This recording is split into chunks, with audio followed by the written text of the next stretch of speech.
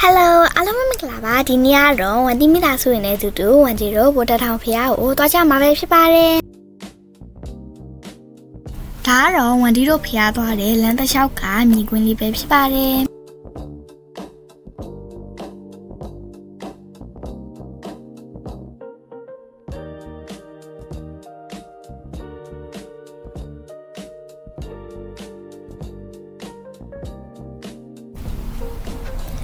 အခုဆိုရင်တော့ဝန်တီတို့ဗိုလ်တထောင်ဖျားကိုရောက်ပါပြီ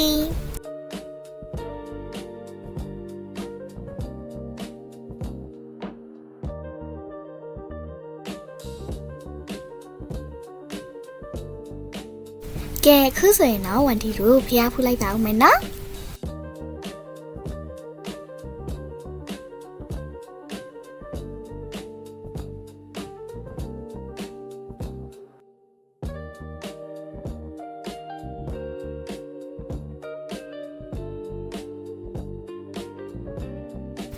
ဒါရီကတော့ဖျားထဲမှာတွေ့ရတဲ့ရှေးဟောင်းပစ္စည်းတွေပဲဖြစ်ပါတယ်ပြီးရင်တော့ဝန်ဒီနဲ့ဝန်ဒီပါပါကတော့ငါးစာတောက်ကြီးဖို့အစာဝယ်လိုက်ပါဦးမယ်နော်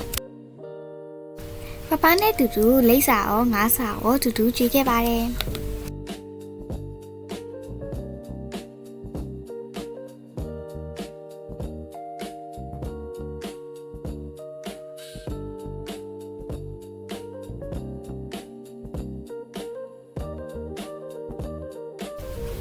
ဝန်ဒီအရေးစီလေးလည်းဖြစ်ခဲ့ပါတယ်